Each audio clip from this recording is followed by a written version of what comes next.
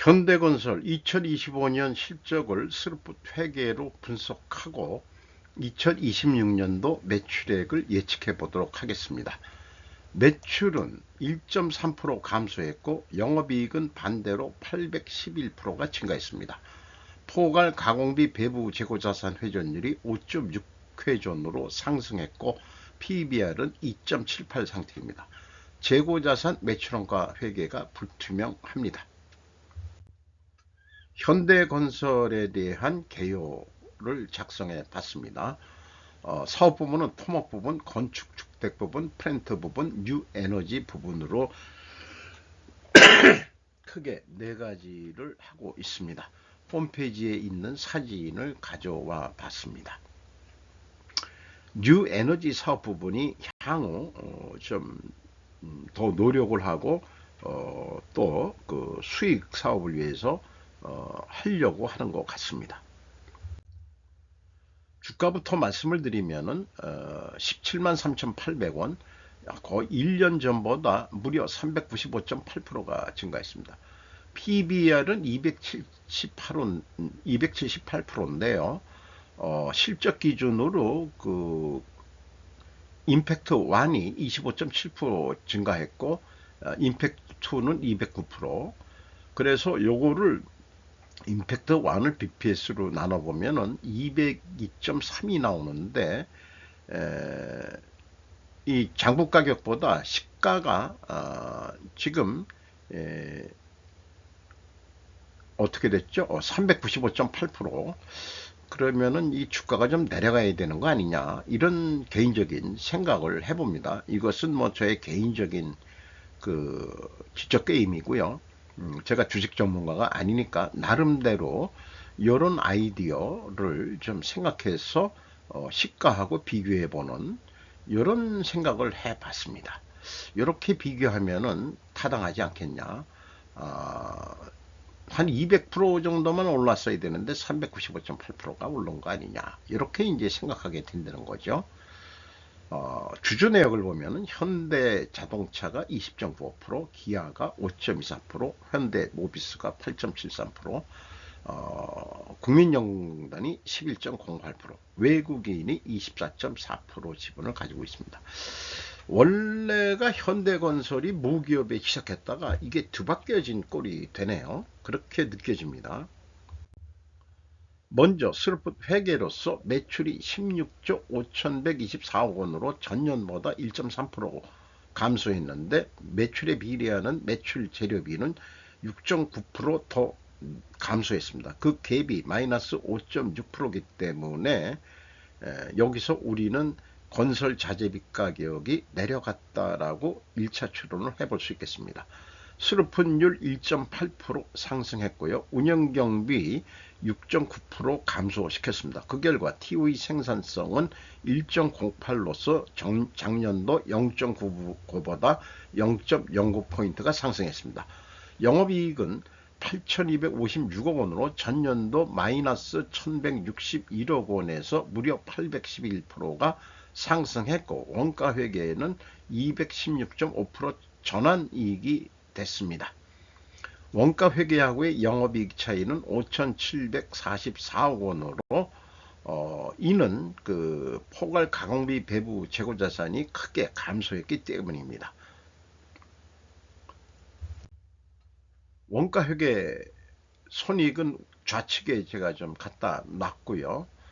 수주잔액을 보면은 69조 7,355억 원, 매출액이 한 17조 원 정도 되니까 한 4년치 이상의 수주잔액을 가지고 있다. 그러니까 일할 거리는 아직 많이 있다, 이렇게 봐집니다. 재고자산 내역입니다. 완성주택과 미완성 공사를 가공비 배부 재고자산 727억 원, 2024년보다 1181억 원이 감소했습니다. 그 다음에 그 미청구 공사가 2조 7천억 원으로서 7,189억 원이 감소했습니다. 이 감소한 것 때문에 원가회계 영업이익보다 이익이 많이 납니다. 참고적으로 매출이 마이너스 1% 됐는데 포괄 가공비 배부 재고 자산은 23%나 줄였어요. 매우 바람직한 결과고요. 2024년도에는 6% 증가했는데 재고를 4% 줄였다. 이것도 잘한 겁니다.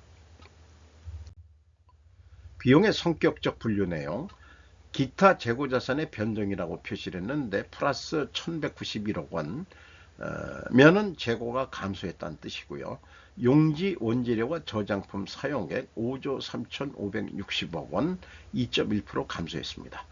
AB를 더한 MC 매출원가 재료비는 5조 4,752억 원으로 2.1% 증가했고 운영경비는 6.9% 감소했습니다. 운영경비 10조 7,860억 원에서 판매관리비 6,432억 원을 뺀 10조 1,427억 원이 현장 가공비가 되겠습니다. 68.6% 0.8% 상승했고 이 건설 자재비율은 0.8% 하락했습니다. 여기서도 우리는 원재료 가격이 건설 자재비가 하락했다고 2차 추론을 해볼 수 있겠습니다. 재고자산 증감 내역 2024년도가 일치하는데 2025년도에 10억 6,100만원 차이가 있습니다. 2023년도에는 6,800만원 차이가 있고요. 이것이 무엇인지는 합리적으로 추측할 방법은 찾지 못했습니다. 참고적으로 계약자산이 현금 흐름상 현금식으로 읽으면 현금이 6,041억 원이 들어왔는데 그만큼만 감소해야 되는데 7,189억 원 계약자산이 크게 증가했습니다. 갭이 1,148억 원이나 되는데 이것은 대손상각으로 추정됩니다. PQ 총 건설비용 그 차이는 미천구 공사를 빼주면은 1단계하고 동일한 갭이고 이것은 무엇인지 모르겠다. 2024년도만 일치를 한다. 2024년과 회계가 투명했었다. 그러나 현금 기준으로는 여전히 불투명합니다. 이 갭도 합리적으로 추적할 근거를 찾지 못했습니다. 원가 회계하고의 영업이익 차이 5,744억 원은 그 자재 매출원가 재료비의 그 차이액과 동일한 금액이고 포괄 가공비 배부 재고자산의 감소액 8,371억 원의 현장 가공 비율을 곱하면은 5,744억 원이 검증이 되겠습니다. 주요 운영 경비로서 인건비가 1조 2,284억 원 0.9% 감소했습니다. 직원 수는 6,900명으로 무려 247명이 감소했는데 인당 평균 임금은 1억 7,800만 원으로 2.6% 증가했습니다.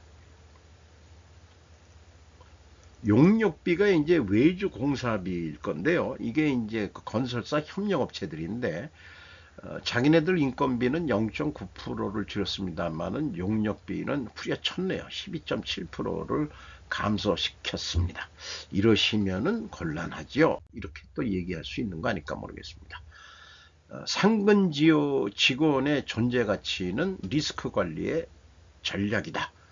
이렇게 그 소개하는 거. 직원이 인적 자원이다. 인적 자원이 돈으로 표시되는 것은 없죠.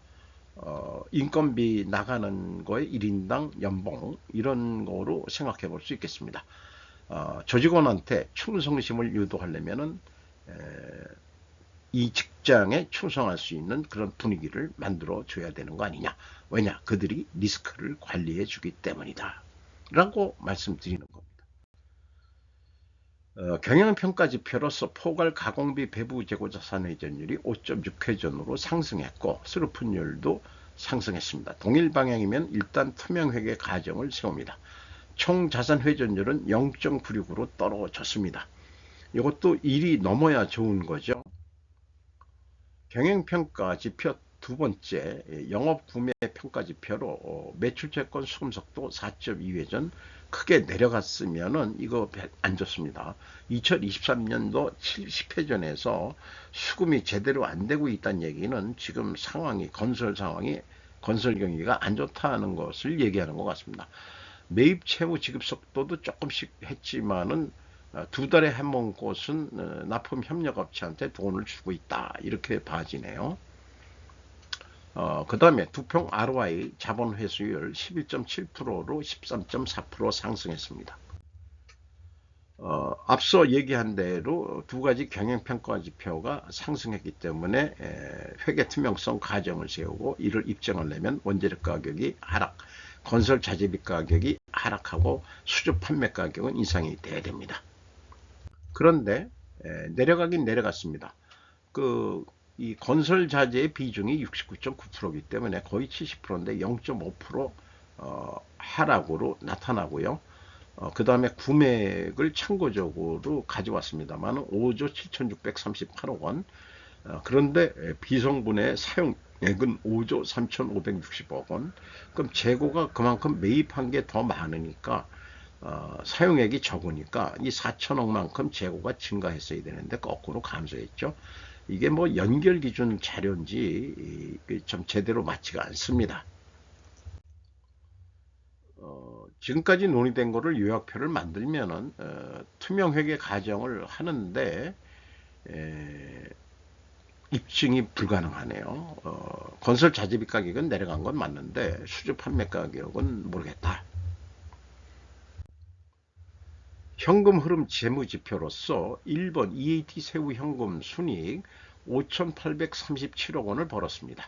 두 번째 EMS 사업활동으로 전체 유입된 돈은 1,932억 원이 되고 FEM 최종 번 돈은 1,236억 원의 현금을 잃었습니다. 채권자 잉여 현금 흐름 823억 원 원금 포함해서 가져갔습니다. 이자 부채 레버리지율은 17.1%로 내려갔고요. 주주 잉여 현금 흐름은 675억 원, 이익 배당액 0.8% 이익 배당률이 되겠습니다. 납입 자본 성장률 4.8배, 이익 잉여금융 364%가 되겠습니다. 2025년 실적을 토대로 2026년도 매출액을 예측해 봅니다. 운영경비 기준으로 해서 6.9% 줄였는데 5% 더 줄인다. 2026년에는 건설 경기가 안 좋으니까. 그리고 영업이익이 811% 전환이익이 생겼는데 25%만 증가한다. 이렇게 봐졌습니다. 그러면은 매출액은 16조 원 언저리를 할 것 같다. 그리고 매출 재료비 기준으로도 매출 재료비율로 나누면은 동일한 금액이 산출이 되겠습니다. 그래서 이거를 뭐 건축의 그 평당 가격 1,600만 원으로 그 비율을 해보면은 평당 한 99만 2천 원이 남는다. 그럼 더 남기자. 좀 더 높게 그 분양 가격을 좀 올려자 하면은 포괄 가공비 배부 재고 자산 회전율을 6회전까지만 하자. 6.7% 노력을 하자. 지금 미청구 공사 밀려 있는 거를 좀 빨리빨리 끝내 가지고 매출 추가 인식을 하자. 뭐 이거는 실질적인 그런 건데요. 일단 매출액이 평당 1,700만 원에 팔게 되면은 영업이익은 100만 원 이하였는데 135만 원까지 영업이익을 올릴 수 있겠다. 이렇게 예측을 해볼 수 있겠습니다. 원가 회계에는 재고 증감에 따라서 두 가지의 목표가 생기는데요. 이 총 그 건설 비용보다 재고가 20% 감소할 때는 매출 원가가 15조 원으로 올라가 버립니다. 그리고 재고가 증가했을 때는 14조 원대로 떨어져 버립니다. 이게 원가회계의 근본적인 문제죠. 매출원가 산식이 단순한 거지만은 우리 의사결정을 곡해하게 만들고 있습니다. 따라서 동일한 목표액을 이루기 위해서는 재고가 감소할 경우에는 비싸게 팔아야 됩니다. 한 1,600만 원 선으로 분양가격을 해야 되고 재고가 증가할 때는 1,500만 원 선으로 해도 동일한 목표이익은 만들 수 있습니다. 그러면은 영업 입장에서는 어떻게 구상을 하겠느냐? 우리는 재고 증가 감소 이런 거 모른다. 야, 재무회계부터 그 백데이터 좀 내놓으라고 이렇게 해가지고 재료비 가지고 오고 가공비 해서 총 제조 비용에다가 판매관리비 더하고 그 다음에 마진을 더한다. 그러면은 평당 1,582만 3천원에 분양하면 된다. 그래서 소비자들한테는 1,607만원에 할 거다. 그래서 7만원 깎아주는 거로 1,600만원에 하면은, 그러나 원가회계에는 적자 6만 5천원이 나와요. 그러면은 이거보다 더 받아야 된다는 논리가 나옵니다. 그게 문제죠. 그래서 7%를 더 좀 올려보자. 그래도 재고가 증가를 하는 게 아니고 감소를 하기 때문에 더 추가 판매한다고 해서 적자를 헤어나지 못하게 되어 있습니다.